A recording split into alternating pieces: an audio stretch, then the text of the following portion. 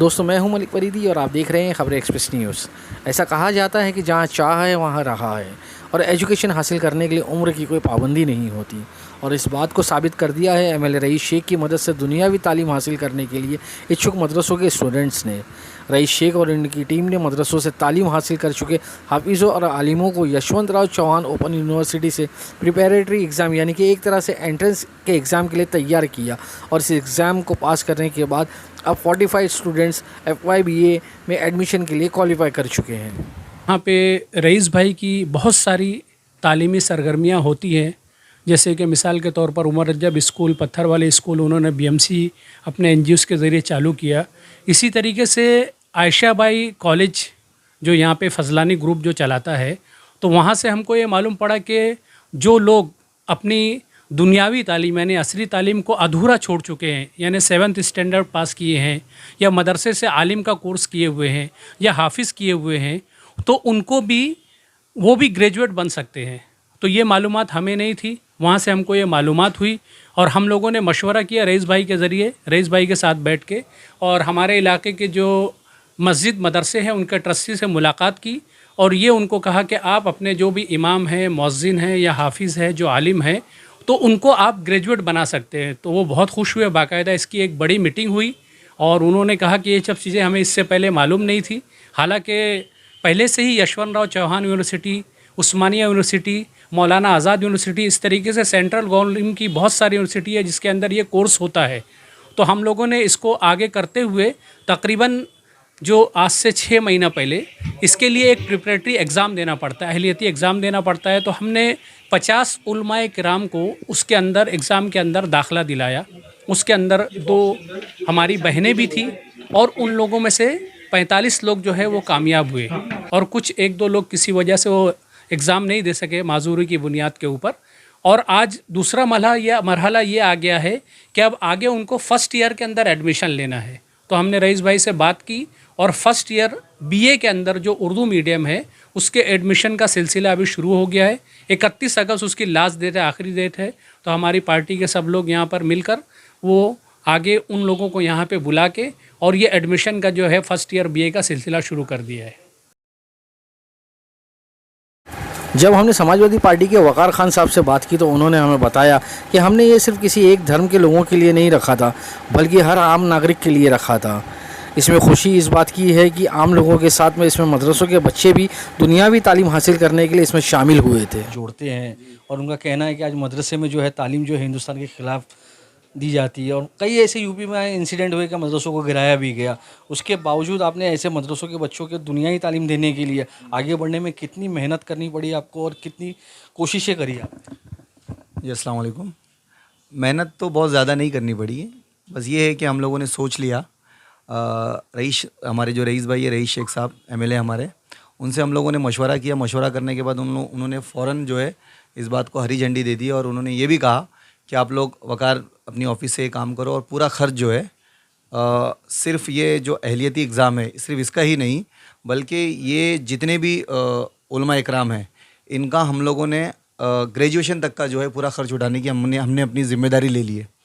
पहली चीज़। दूसरी चीज़ ये कि जो मदरसे का जो मामला है, ये इन सब चीज़ों के बारे में तो हम लोगों ने सोचा ही नहीं, क्योंकि हम लोगों ने हमारे हिंदू भाई जो हैं उनके धर्म गुरु हैं उनसे भी कांटेक्ट किया, क्योंकि ये जो है एग्ज़ाम या फिर ये जो ग्रेजुएशन का कोर्स है ये सिर्फ किसी उलमा इकराम या फिर या आप या मेरे लिए, ये हर किसी के लिए है, कोई भी कर सकता है। इसमें हमारे हिंदू भाई भी आए, हम लोगों ने उनसे भी कॉन्टेक्ट करने की कोशिश की, क्योंकि हम लोगों का फोकस एजुकेशन था, धर्म नहीं। तो हम लोगों ने इन सारी चीज़ों पर बिल्कुल भी ध्यान नहीं दिया और पिछले साल माशाल्लाह 45 लोगों का एडमिशन हुआ, 45 लोगों का, और उनका एक बहुत बड़ा प्रोग्राम भी हम लोगों ने ऑर्गेनाइज़ किया। उनको बहुत अच्छी तरह से हम लोग गाइड कर रहे हैं, व्हाट्सअप ग्रुप बनाया हुआ है हमारा। अब इंशाअल्लाह ताला इनके ग्रेजुएशन तक, अभी फर्स्ट ईयर BA में इनका एडमिशन हो गया, अब इनका BA तक का सारा खर्च और इनकी सारी देख रेख रईस भाई ने अपने ज़िम्मे ली है और इंशाअल्लाह ताला हम लोग इनको ग्रेजुएट करके ही इंशाअल्लाह दम लेंगे। आज जैसे मदरसों के बच्चे हैं, आपने इनकी एडमिशन्स कराए, तो इनकी एडमिशन्स कराने के वक्त में प्रशासन की तरफ से कुछ शर्तें लागू की गई थी, क्या परेशानी आई? नहीं, परेशानी कुछ भी नहीं है। अभी जैसे कि इन लोगों के पास बहुत सारे, अभी जैसे एक आलिम ने ये बयान दिया, हाफिज़ थे वो, उन्होंने बोला कि मैंने 10वीं का जो है मेरे पास सर्टिफिकेट है 10वीं पास हो, तो बहुत सारे लोग जो 10वीं पास है, 8वीं पास है, कुछ लोगों के पास सिर्फ मदरसे की सनद होती है। तो ये जो यशवंतराव चौहान यूनिवर्सिटी है, इनको सिर्फ कोई भी एक, अगर वो बच्चा 5वीं पास भी है तो भी उसका अगर एज हो गई, आप और मैं भी ग्रेजुएशन कर सकते हैं। आप समझ रहे हैं?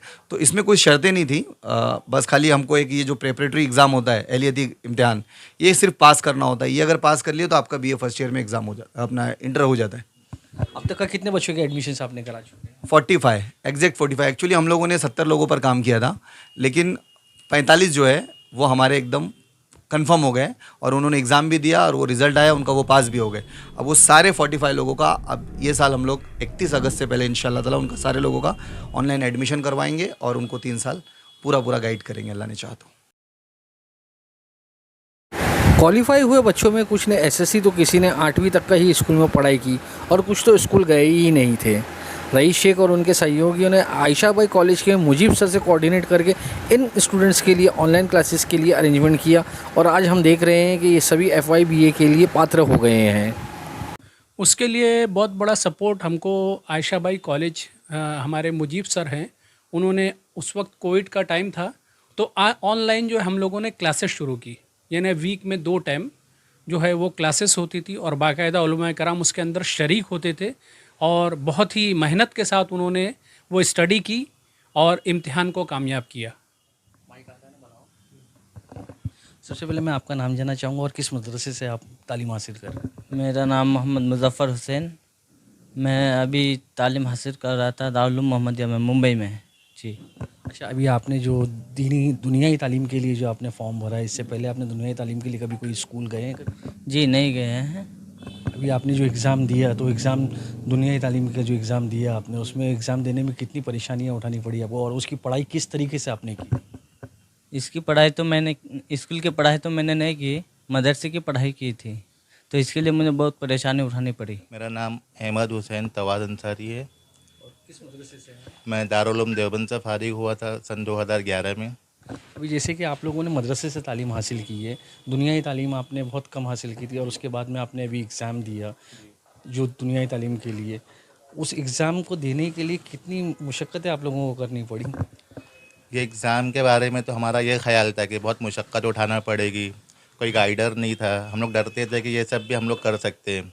फिर स्कूल में पढ़ाने के लिए या जहाँ पर इस्लामिक स्कूलें हैं, अरबिक लैंग्वेज है, वो सब पढ़ाने के लिए भी उन लोग ये सब डिग्री मांगते हैं कि आप MA है, BA है, ग्रेजुएट है वगैरह वगैरह। तो हम लोग इसके बारे में देखे कि ये कहीं हो सकता है या नहीं हो सकता है। बहुत सा जगह गए, बांद्रा गए, यहाँ वहाँ गए, हैदराबाद की कोई डिग्री ऐसा करना चाहिए वैसा करना चाहिए, तो सही रहनुमा नहीं मिला कि जो सही तरीके से बताने वाले बहुत थे लेकिन हाथ पकड़ के चलने वाला कोई नहीं मिला। यहाँ पर जब आए पता चला तो इतनी सही रहनुमाई की गई और हर कदम कदम पर, बल्कि हम लोग इस मुकाबले में कमज़ोर पड़ जाते थे, हमें मुतनब्बे करते थे ये लोग कि आ जाइए यहाँ पर, ये फॉर्म भरा जा रहा है, और कई मरतबा फ़ोन किया जाता था, रिक्वेस्ट करके हमारा एडमिशन लिया गया और हमारे मुस्तकबिल को सुरखरू बनाने के लिए बहुत कोशिशें की गई, जिससे हमको बहुत इत्मीनान हासिल हुआ और हम इस एग्ज़ाम को दिए और पास हुए और हमने आगे अपनी तालीम का सिलसिला पढ़ाई के साथ, तालीम और तदरीज के साथ, पढ़ाने के साथ जारी रखने का फ़ैसला किए। तमाम देशवासियों को पता है कि हमारे प्रधानमंत्री का नारा है, पढ़ेगा इंडिया तो बढ़ेगा इंडिया। इसको लेकर तमाम संस्थाएं आगे आ रही हैं और लोगों को शिक्षा में, एजुकेशन में आगे लाने की कोशिश कर रही है। हम चाहते हैं कि माइनॉरिटीज़ भी एजुकेशन में आगे बढ़े और अपना भविष्य बनाएं। मुझे और मेरी टीम को दीजिए इजाज़त और हर छोटी बड़ी खबरों के लिए देखते रहिएगा खबरें एक्सप्रेस न्यूज़।